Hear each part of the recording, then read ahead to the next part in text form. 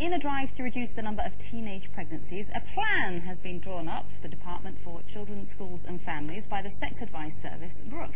This involves giving contraceptive credit cards to boys as young as 12 so that they can collect the free contraception at football grounds, barbers' shops and scout huts. Is it a good idea? Were you ever embarrassed about buying contraception when you were younger, Sherrie? Well, now you're talking to the person, aren't you, really? You hadn't even seen one until about a year ago. What are you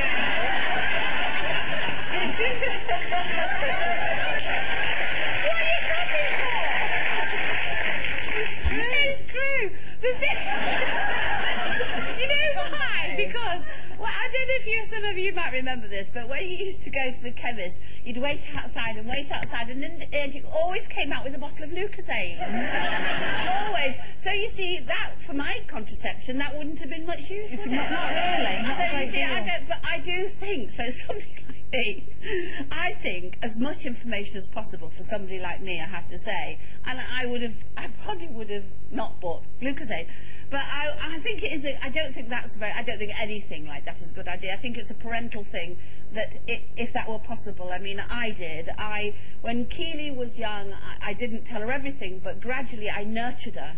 And I think it's the nurturing that's gone from parents to the point where she got to the point where actually sex wasn't important. It wasn't a thing you had to do because, you know, it was exciting. And I just think that's the way to do it if that were ever possible, if you had the parents to do it. I think the problem for me is they keep saying, oh, you know, it's better that they need more education and take away the embarrassment. And the point they're missing is they've got more education than they need. They know too much now. Right. And there is no embarrassment at all.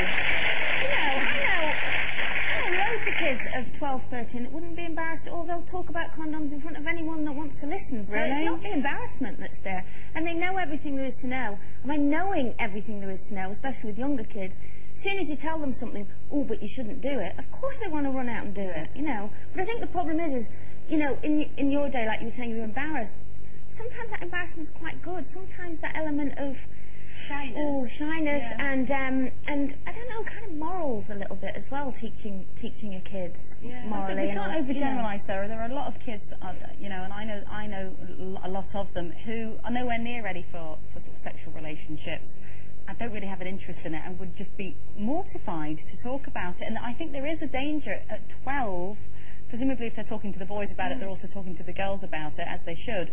But at 12, you wonder if it's kind of coming from these figures of authority in the school or, you know, at the football ground or whatever, that children aren't feeling a little bit pressured, sort of by authority figures that, almost. Well, you're probably having sex now, aren't you, so here's some condoms. But what if you're years away from that, you know, and you're feeling kind of pushed into it? Do you know, I think the government spent a hell of a lot of money and a lot of time trying to bring down the rate of teenage pregnancies and births, and I just think they just don't know what to do anymore. And you're right, there is too much information out there. Sex education, in my view, is too young.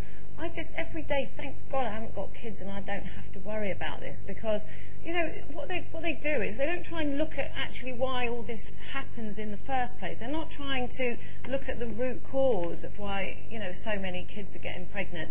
All they do is like, well, let's get another initiative out. So they give out morning after pills in school, like sweets, you know, like a little tuck shop, just go along and get a morning after pill, you know, and not looking at why the girls get pregnant in the first place. You know, abortions are more or less on demand for even girls who are underage, and now just give out a card so boys can go and get condoms. You know, who knows, they probably wouldn't even use them anyway.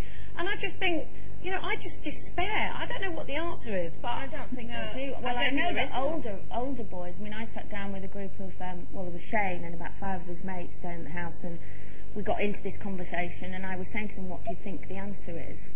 Is it down to education? And they were saying, they actually were really honest with me, and they said, it's nothing about education. We've known since the age of 12 what it's all about. We know we can walk anywhere, and, you know, you can walk into family planning, they'll give you a carrier bag of condoms, you know, free. It's all of that. And they said, the problem is you get to an age, drink becomes involved, you don't want to wear them. And this was like a group of really kind of intelligent 19, 20-year-olds. So did you get an answer out of them, though, Coleen? We discussed this for about an hour, and in the end I said, there isn't an answer then, really, and they kind of said no. And for the girls, there's also that element of you get pregnant and somehow you end up getting a house. Yeah, it's okay. It's all too okay, isn't it? Yeah.